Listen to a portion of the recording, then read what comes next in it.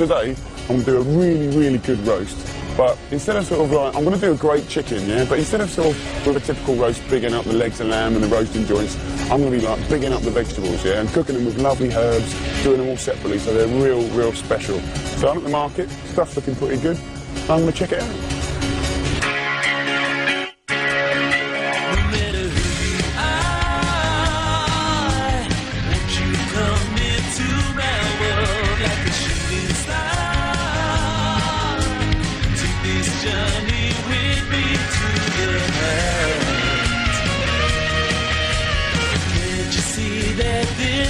Just the start.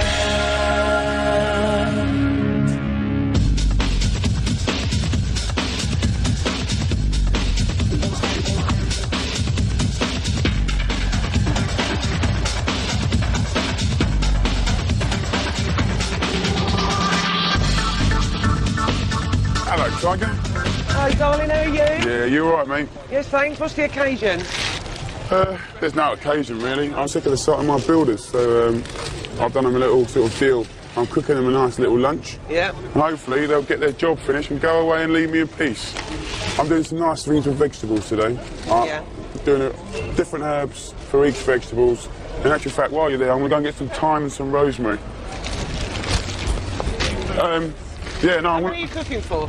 I guess 10, 12 of them. They probably keep turning up. You know what builders are like. How much are you, gorgeous? 15 quid. 15 quid, cool. You're good value, you are. Cheap at half the price. There Yeah, too right.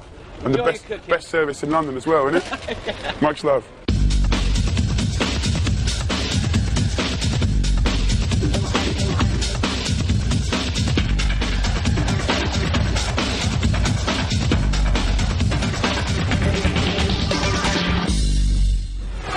Right, look at these lovely birds. I love roasts. Roasts are fantastic. I don't know what it is about roasts. It's family, cosy, sort of comfort food. And I think everyone can roast. But what I want to do is make a normal roast really, really exciting. Now, I've got a few little tips here that I'm going to do to make this chicken really special.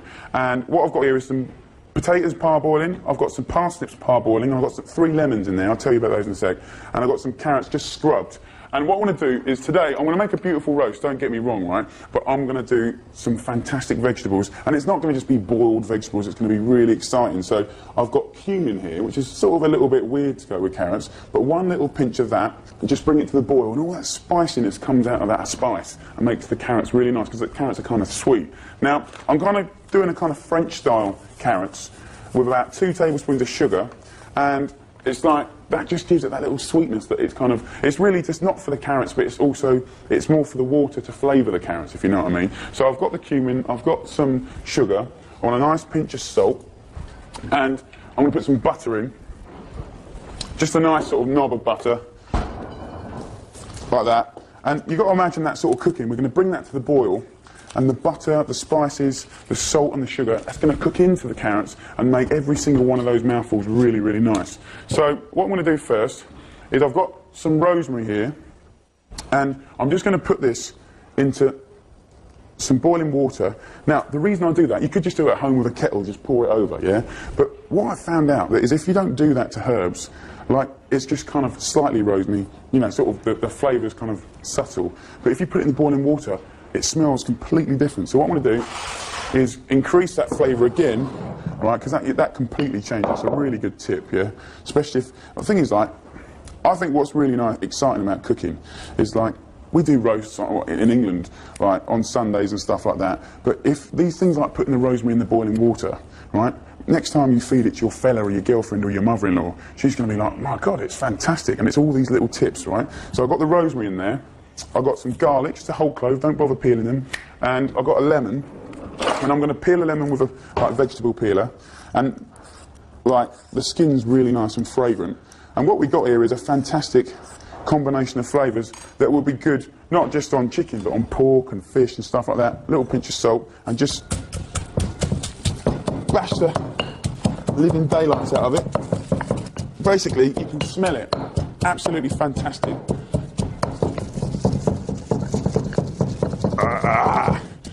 I'm sure my neighbours always think that I've got building work, I'm doing DIY or something, 'cause I'm always bashing around and I can smell it, so I know it's going to do a good job when we rub it over the chickens. So a few tablespoons of olive oil. And what we do now is just move it around nice and slowly. And what you've got there is a great marinade. Even if you rub over a leg of lamb, it's going to be beautiful, yeah? So, now, just going to pour this over the chicken, get everything out of the pestle, or is it the mortar? One of the two. And just rub it, right? And again, you can't just pour it on and sort of, you know, hope that it covers it. You've got to really rub it all over, and that's what makes it taste good. Really under there, in there, over that one. Right, so I could just whack that in the oven now, and it will be lovely. But what I want to do is one more little tip, right? And what I'm thinking, I was thinking the other day, where's me? Oh, here it is. I was thinking the other day, like, it's an old trick to put a lemon up the backside of a chicken, right? Because lemons and chickens are lovely. Great combination, can't really go wrong. But, like, the thing is, if you put a cold lemon inside a chicken, well, it's not really until the last 10 minutes of cooking the chicken that actually the lemon gets hot. Do you know what I mean? So actually the flavour's not bursting out of it. So what I thought I'd do was actually parboil the lemons with either the potatoes or the parsnips. And what that does is get the lemon going, right, and getting it hot. And, like, literally, if you look now, like, when I stick my knife in, just check this out. When I stick my knife in, you can just see the flavour wanting to come out. Look at that, right? So it's just absolutely full of flavour. And just stab it a few times, and literally I know that when I shove that up the jacksie of a chicken, that basically the flavour is literally going to explode into that chicken. And not only that, I'll tell you what is really clever, is that it's going to be hot from the middle straight away, so it's actually going to make your cooking time a little less, and it's going to make your chicken a lot more succulent. So whop that in the chicks. That's all good. What I'm going to do is I've got a tray in the oven. I've got the oven at about sort of 400, 230 degrees, and I'm going to put the chickens into a preheated tray just to get it nice and roasting straight away. And I'm going to whack these in the oven for about an hour and a half. So while those are cooking, I've got my veg sort of ticking away. I'm going to go and check out the builders, because I saw a few of them come in today with packed lunches, and I want to make sure they're ready for my lunch. Yeah, big fella. Are you up for lunch? Yeah, lovely, yeah. You're all right, mate. How many of you? 10 or 15. 10 or 15, all right. Well, I'll tell you what, I'll be back 2 hours. How about knocking something together for us to eat on? Yeah, no problem. Is that all right? Yeah, leave it with me. Right, the builders are all sorted. I think they're a bit surprised, actually, that I was going to do it. So the whole idea about today is that I want to big up the veg, yeah? And I've got the chicken in, that's going to be great. And I've got some butternut squash here, and they're really cheap, and they can last in the fridge for weeks. All I'm going to do is sort of cut it in half. I'm not going to bother taking the seeds out, because actually the seeds cook up like sort of peanuts, really. So I'm just going to cut them into sort of each half into about 4 pieces, like this. And what I want to do is, I mean, there's loads, I mean, quite frankly, a little bit of olive oil and a little bit of salt and pepper, and they taste fantastic. And you could literally do a nice warm salad with that squash. What I love to do with roast dinners, because the thing is, everyone expects roast dinners to be really nice, but if you can make it as luxurious as going to a posh restaurant or something like that, I want every single mouthful of vegetable to be spot on and really interesting and a different flavour, yeah? So I've got these nice sweet butternut squash, and I've got this leftover marinade in the bottom of this tray from the chicken. Just sort of, you don't want to waste that, you want to just sort of toss it up in that, just so it sort of shines. And I'm just going to line these up here, like a little army of squash. Lovely. Now, what I want to do is I've got some paprika, where is it? It's up here. And they come in these funky little tins. And it's kind of like a teaspoon of paprika. And I think paprika's made out of like a particular type of sort of capsicum and sort of red pepper. And in this case, they've smoked it and then they've ground it, dried it and ground it down. And it's fantastic flavour. And it's sort of like great for those sort of tagines and lamb stews and stuff. And I think just get a little of this and just sort of put it on your squash like that. I know that that is going to taste absolutely fantastic. And literally, once you roasted this, you could chuck it in a pot with some stock, make a wicked soup out of it and stuff like that. There's loads of things you can do. A little bit of salt, a little bit of pepper, and that's going to be great. So we've got one flavour, bosh, to one side of the tray. And then I've got the parsnips over here, and I've just parboiled these for a couple of minutes just to sort of soften them up a little bit. And the reason I did that is because if you just have them in raw, they go kind of hard and roasted, which can be really good. But what's nice about parboiling them is that they're soft and fluffy in the middle, and then they go roast and crisp on the outside, which is kind of cool. Now, I've got some nice honey here. And literally, I just want a tablespoon of honey. And it's lovely stuff. It's got the comb in there and everything. Just a tablespoon, like that. And when that hits the parsnips, it sort of just melts and goes nice. And I'm thinking sort of like parsnips, and I'm thinking honey, and I reckon like thyme would be really nice for that. But rosemary would be great. Maybe bay leaves would be really nice, but I'm going to go thyme. And just a nice big cut of this stuff. This is nice lemon thyme. Boys, quiet it down! And I've been living with these builders for like a year now, and they've just been driving me mad with their noise. I mean, they're good lads, don't get me wrong, but talk about noise. Now, with the thyme, again, you can just pop it into some water for a few seconds, right? Smells completely different. I mean, it's unbelievable. I've learned that tip this year, and it's the best thing, I tell you. So just put that thyme in whole, right? And basically, of course, when it's roasting and stuff like that, the thyme will probably fall off into the bottom of the tray, but by then it's done all its nice work and it sort of tastes great and stuff like that. So, just a little bit of olive oil, a little bit of salt, a little bit of pepper, and already we've got another fantastic, I mean, everyone's had parsnips before, and actually you wouldn't believe the amount of people that say they don't like parsnips, but it's a fantastic veg, and just with a little bit of honey and thyme, salt and pepper proper, and parboiled, they're going to be fantastic. So, I've got some potatoes here that have been parboiling in salted boiling water for about 10 minutes, right?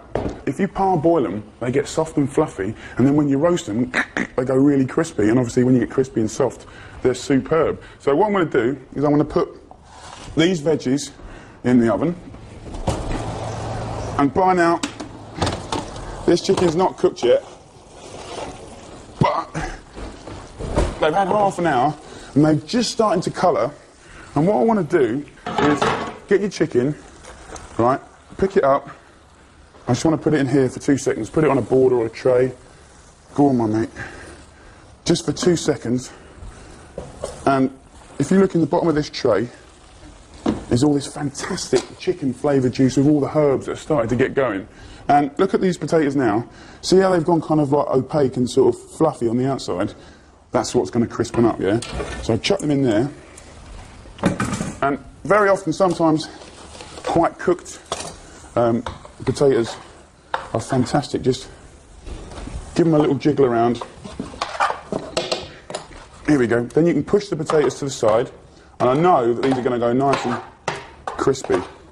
So, back in with the chickens. And also, when these chickens cook with the potatoes, they're like best mates, do you know what I mean? They're sort of going to be great together. So, these are going to have another hour. And everyone will be laughing. What I'm going to do now, greens, right? I've got some Savoy cabbage, and it's great at the moment because I think when cabbage has a little frost, you can see it goes all wrinkly in there, and that means that all the kind of minerals and nutrients are going to be really, really nice. And just click off these outside leaves. Now, one thing I've seen not only people at home, but chefs do as well, which is really wasteful, is they take off the outside leaves and they chuck them away, which is kind of madness, really. Because actually, the thing about greens, everyone says, oh, they're good for you, but basically, a general rule is the greener a vegetable is, the better it is for you. And to chuck it away is kind of madness, really. So what I'm going to do is just give them a little wash under the sink. Wash each one, it takes 2 seconds. So, look, that's what you normally would have thrown away, yeah? And what I'm saying is if you kind of line them up together like this, right, what we can do is like take, say, half of them, line them up like this, and just cut down there and down there. Out comes a stalk, that's all the horrible bit. And what I'm going to do is kindly fold it up like a Cuban cigar, yeah? And just roll it up like that. And then that makes it really, really simple to finely slice it. So just get a knife and sort of slowly, slowly just look how fine you can get it. And I don't even call this a recipe, but the amount of compliments I get on this dish is ridiculous. It's so simple. So I've got the green cabbage. I'm going to put a little olive oil in the pan. It's kind of hot pan, and the cabbage is still kind of wet from being washed as well. So that can go in. That's all the outside green leaves in there, right? And they can be stir frying sort of nice and early. And then these bits, just take the core off, and then literally you can just cut them in half. When you got them in half, you can see the core there. Just take the core out. Again, it's nice and easy and sort of pretty straightforward to slice up. Just get those cabbage in here. And literally, it takes about 4 minutes to cook, right? Hardly any time at all. Just keep turning it over. You don't want to fry the greens. You want to kind of semi-wok fry and steam them, because you can see the moisture in there is kind of making it steam a little bit. Gone are the days of like cooking it for 20 minutes like my nan, right? 4 minutes, and it's really, really nice. What I want to do, just put about 10 tablespoons of Worcestershire sauce, and I don't know what it is. It's that kind of, I guess inside there's like, it's got dried fruits, and it's kind of soy saucy and salty and hurt and spicy. And that with the cabbage is wicked. Even if you serve that with like mashed potatoes or chips and a steak, it's really, really good. And you kind of know it's really good for you when you eat it, because it kind of just feels good. So just sort of stir it around, and you can see how green it is. Right, let's have a little taste. Bit of salt to taste. I'm going to turn the heat off. Right, so those greens can just sit there for a second. I'll turn the heat off. Now, let's have a little wipe down. What? How much longer, mate? The boys are starving. Yeah, give me 4 minutes. I'm just going to make some gravy. What are you doing? I'll tell you what, those builders, well, I know they're all butch and they're all torn and they look all rustic and stuff, but I'm sure they've got, I've just told them I'm going to do them a nice little lunch and roast and stuff, and they're getting all feminine, getting the bubble wrap and doing sort of like tablecloths and stuff like that. So I reckon secretly all builders are a little bit feminine, and they do things like ballet in their spare time, and sort of the opera singers. Ah, look at that. I tell you what, guys, check that. That is beautiful. Now, my veg is good, right? The veg is good. Look at all this. Greens, carrots, perfect. Unbelievable chickens. You can't get better roast potatoes than that. Anyone would love that. And you've got wonderful colour on this. And look at these parsnips. Now, I'm just going to put these in the oven to stay warm, but I'm going to turn the oven off. Now, the veg is at about half an hour, at about sort of 220, sort of 400 degrees Fahrenheit. And the chickens have had about an hour and a half, because they were 2 kilo birds, so you kind of long and hard and slow. So, let's put the greens to the side 1 minute, and let's get a big board, and I'll serve the chickens. I want to make my life a bit easy, to be honest, so I'm going to carve it downstairs. And, oh, the lemon, you can smell the lemon. Now, you can feel that the chickens are done, because the legs are the hardest bits to cook here, and if you just squeeze the leg, and I know they're cooked because a wonderful bit of meat just comes straight out, right? So you know they're cooked, right? Cool. And the spuds, just get these. I'll put these in this tray because I don't want to make too much washing up. So I'm going to put these into the pan. I'll keep these warm in the oven as well. The spuds are there. One for me. Oh, yeah, good. In the oven.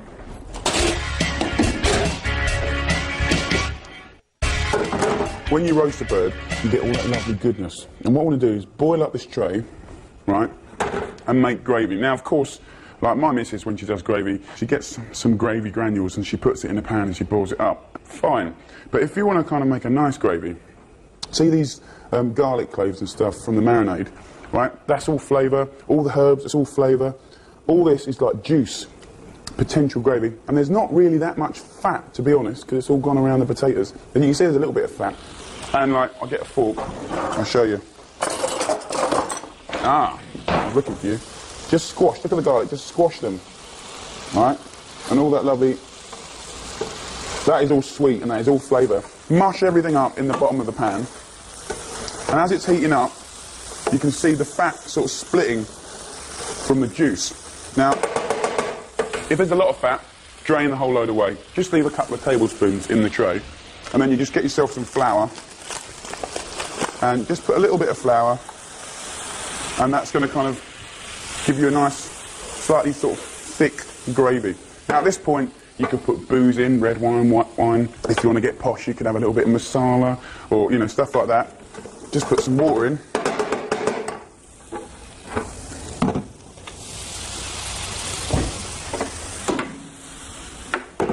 And basically, you bring that to the boil, reduce it, and it'll go a little bit darker. Scrape all that goodness off the bottom of the tray, and you've got wicked homemade gravy.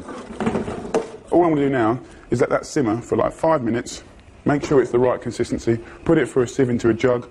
Bob's your uncle. I've got my greens, I've got my carrots, I've got my gravy, I've got my chickens resting there. I've got my veg ready to go. And boys, come on, mate, come and get it.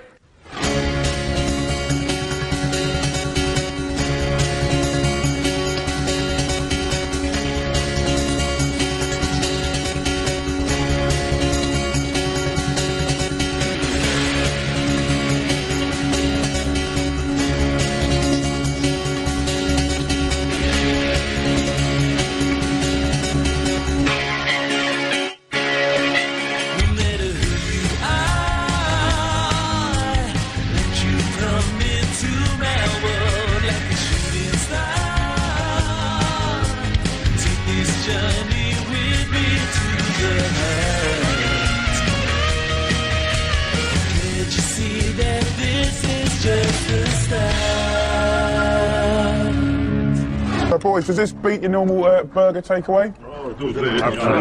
Yeah. So who's cooking tomorrow then?